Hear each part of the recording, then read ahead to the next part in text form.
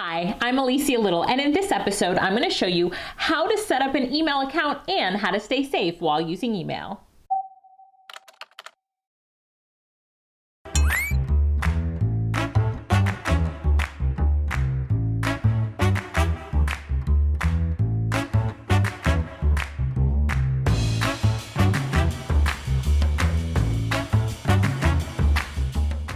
All right, so we're ready to set up a Gmail account. Now, what I need you to do is go to the browser. So open up a browser. It could be Chrome or Safari. And in the top, I just want you to type in gmail.com.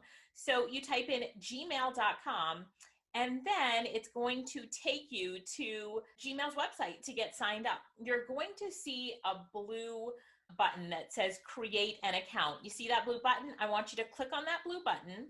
And now we're going to create a Gmail account. So the first thing it's going to ask you for is your first name, and then your last name, and then your username. So what email account would you like to create here on Gmail? So I will create the Digital Jampreneur.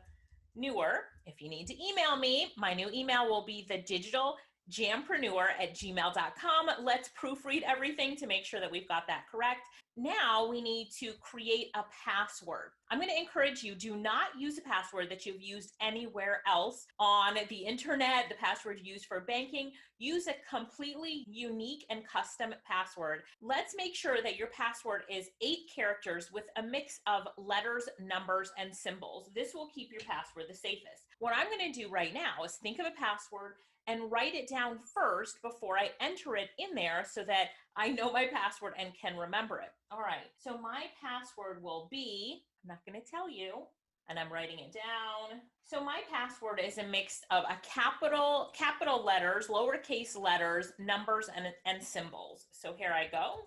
All right, now what I need to do is confirm it, which means I need to type in that password one more time to make sure that I've got it down. And remember, I wrote it down, which I recommend for you as well. I entered in the password, I confirmed the password, and then I'm going to go ahead and click the next button. So now it's going to ask me for a phone number, a recovery email, my date of birth, and my gender. This phone number is very important, and I want you to pick a phone number that if you were to lose access to your Gmail account, all you would have to do is to put this phone number in and you would get access back to your Gmail account. So this is used for account security and is not visible to others. So I'm going to type in my phone number. So you shouldn't tell anyone else the information that you're putting on this page to sign up for your Gmail account, because you want that to be private to you. So now I'm going to just type in another email account that I have. So if you have another email account, you would put that in that for a recovery email. If you don't have another email account, leave that blank for now. Now you're going to type in your date of birth, and then you're going to pick your gender. And then you're going to click on the next button. Google is going to want you to verify your phone number. To make sure that it's yours, it's going to send you a text message with a 6-digit verification code. So I'm going to go ahead, and my phone number's in there. I'm going to go ahead and press the send button. And now I'm going to be asked to verify my code. On my smartphone, I just received my verification code, which I'm going to type in. Now, your verification code will come with G- in front of it. You do not need to retype the G.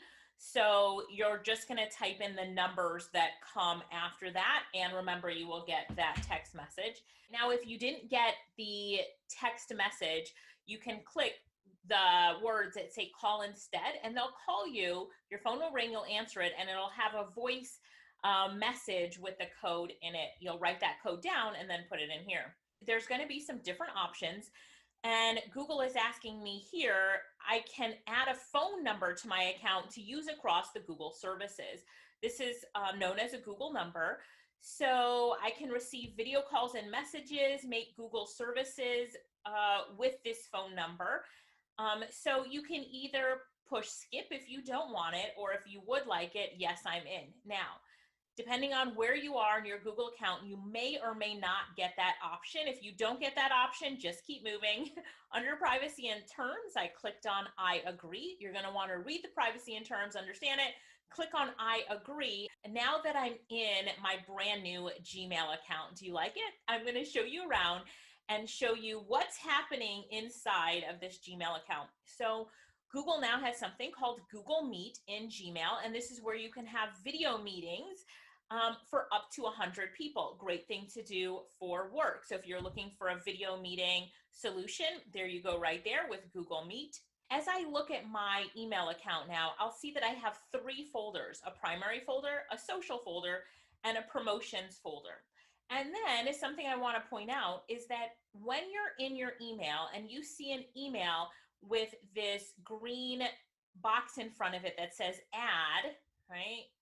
That right there means that's advertising. So I just want you to be aware of that. Now, with getting started with Gmail, there's a lot that you can do. You can customize your inbox, change your profile image, so I can drag and put a photo there, import contacts and mail, and then get Gmail for mobile.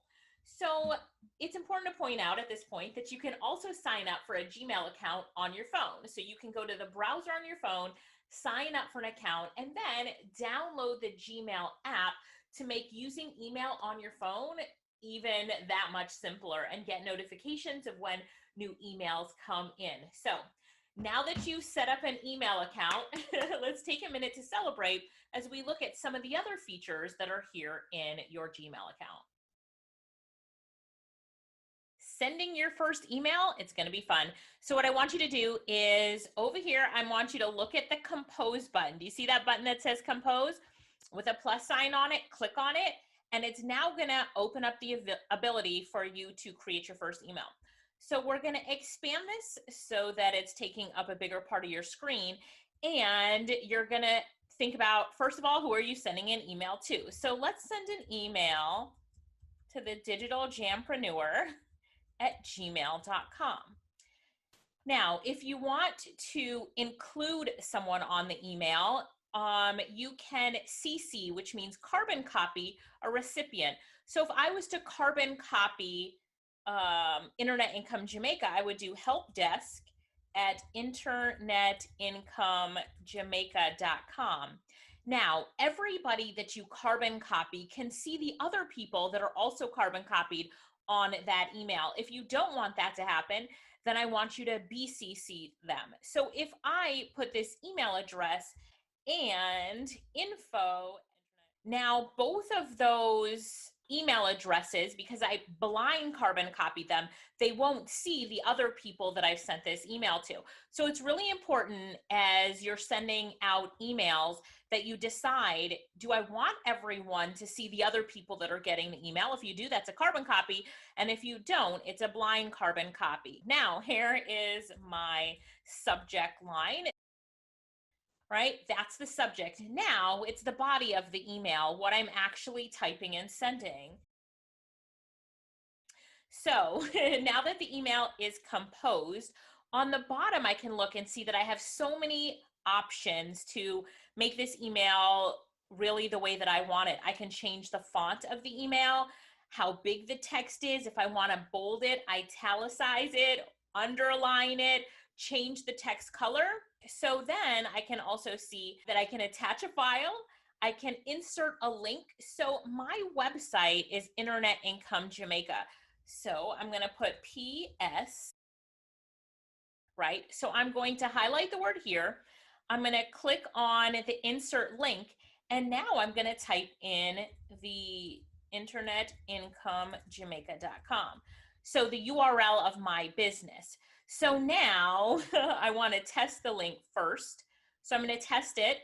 Does that go over to my website? It does. So it works. So always important to test things.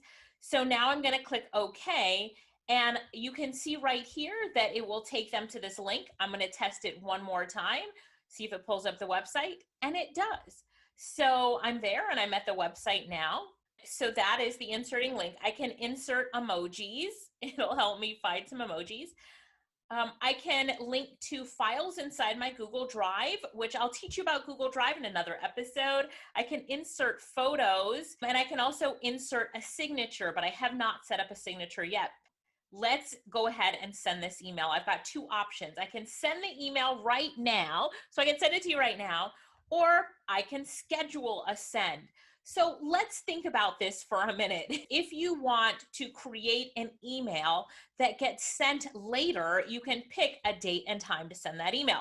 So I could send this email tomorrow morning at 8 a.m., this afternoon, or Monday morning. So let's say that I want to send an email to my staff at Internet Income Jamaica, reminding them of the team meeting at 8:30 in the morning. What I would do is I would schedule this email and I would say, don't forget the team meeting is in 30 minutes. And the email will go out tomorrow morning at 8 a.m. If I want to pick a specific date and time, I open up the pick a date and time, and look at that. You can pick a date and time to send the email. So now I'm going to go ahead and send the email.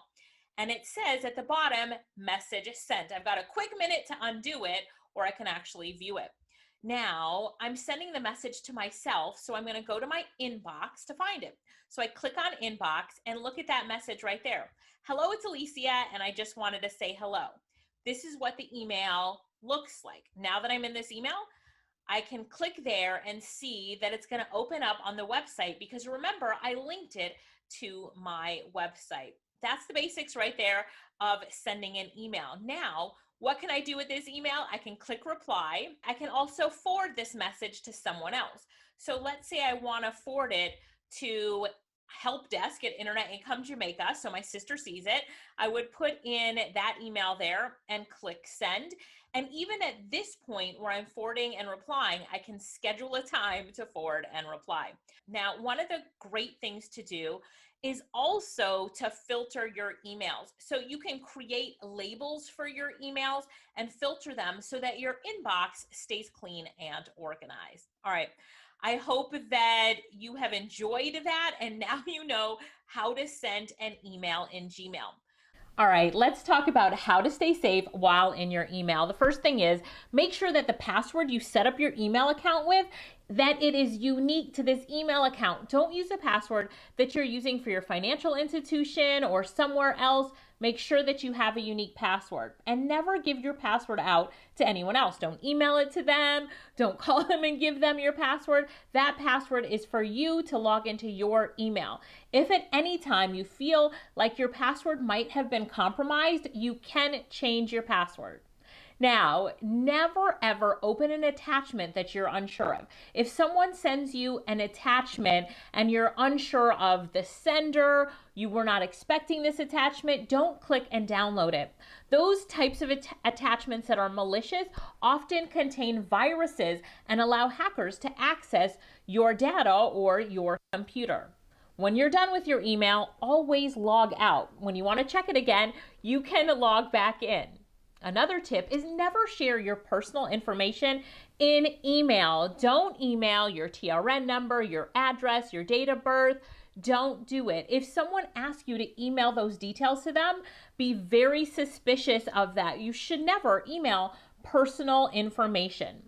Be careful of malicious emails. Sometimes scammers and hackers will send an email that looks legit, but it's not. For example, they'll send an email that totally looks like it's coming from your financial institution, but it's not. If that email asks for you to send personal information or to log into a site so that they can update your username and password, or they're looking for your username and password somehow and asking for it, be very careful. Your financial institution will never ask you to send personal information in email or to click on a link, and they do that for security reasons. Also, malicious emails that appear to be coming from the government, be careful, because that's another common scam that's out there. Bottom line is be cautious. Be cautious. If you're unsure, don't click and don't download, and that will allow you to stay safe while using your email. Now, to access a replay of this show or to see other shows, please visit our website at internetincomejamaica.com. Click on the digital Jampreneur and you can see all of the information on this show right there. Also, you can find more ways to connect with me and my team.